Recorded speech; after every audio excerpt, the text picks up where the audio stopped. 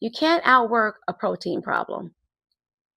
In my 20s, I'd heard that before, but I was working out, eating whatever I wanted, and still saw results. So I definitely did not think that was true.